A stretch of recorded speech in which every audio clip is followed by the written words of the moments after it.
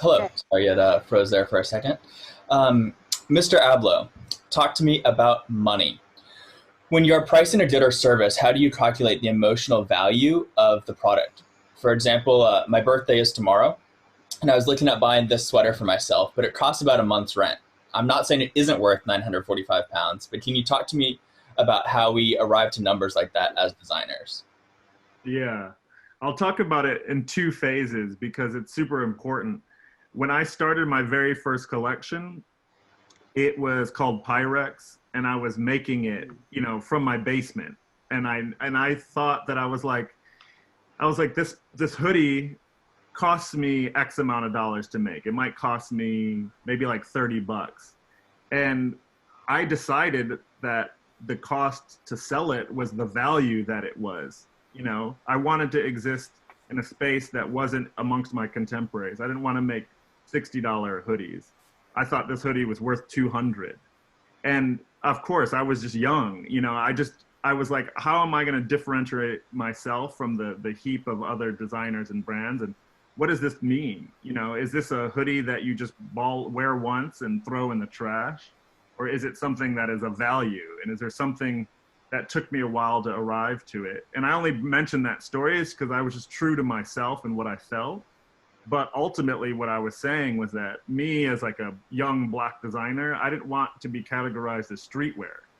I didn't understand why my ideas couldn't exist when I was looking at a Ralph Lauren sweater that cost 900, or I was looking at a Gucci or Givenchy that I was like, this is me. I have to aspire to buy it. And ultimately, in my history, the aspiration and the understanding of value and the understanding of art gave me a non-surface sort of approach to sort of understanding how the outside world works, like perception, value, quality.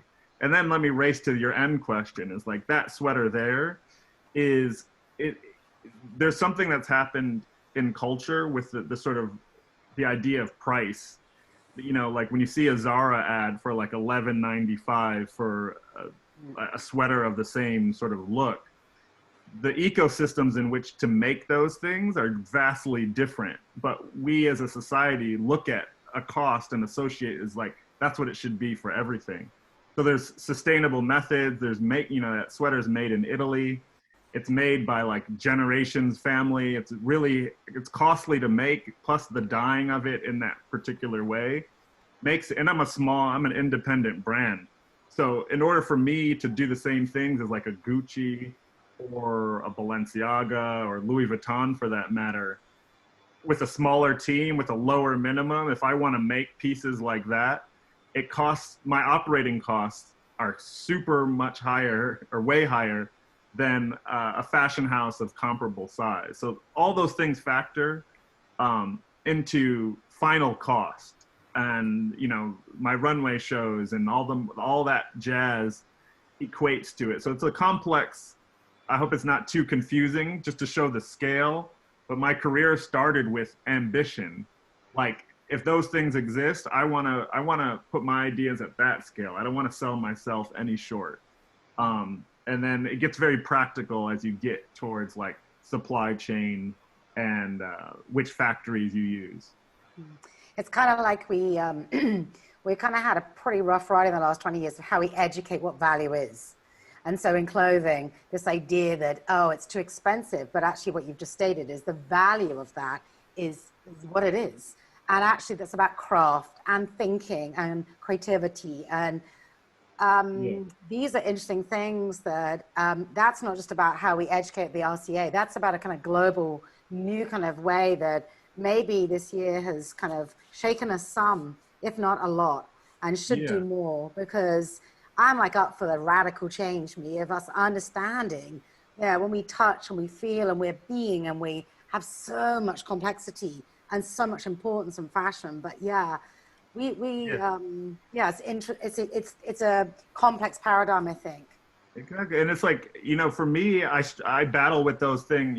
My next Louis Vuitton collection, it's in the latest WWD article. I don't want to bore anyone with the semantics, but over COVID, over these 3 months, I figured out a way to change an ecosystem like Louis Vuitton, which is, you know, crazy luxury, but how we can sort of dispel the myth that just because it's a new season, it's more valuable than the season just before it. Mm.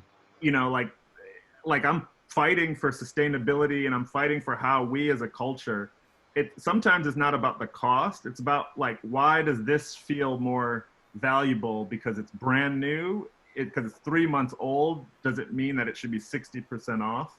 And it's clothing, you know? So it's like, I'm like, I hope my presentation bestowed, like, I'm not coming with the answers. I'm just coming with a million prototypes and investigations, and it's okay. You don't have to be like a perfect box to say that because I agreed with something 3 years ago, I have to agree with that today. I hope my practice shows that wide level of thinking says, hey, I'm investigating sustainability. Like on my website, if you go to Canary Yellow, I have $60 t-shirts, ironically, that are all made from plastic bottles. And, you know, that was me sort of saying, hey, I'm doing Louis Vuitton, I'm doing Off-White, but I still have freedom. I'm going to find a way to make something that affordable that's made without reusing new fabrics. That's just as cool in my mind. And just so that my portfolio has all my investigations out there and they're all finished. You know, they're not like prototypes. It's like, that's a complete idea and I feel fulfilled by it existing. Great. Thank you.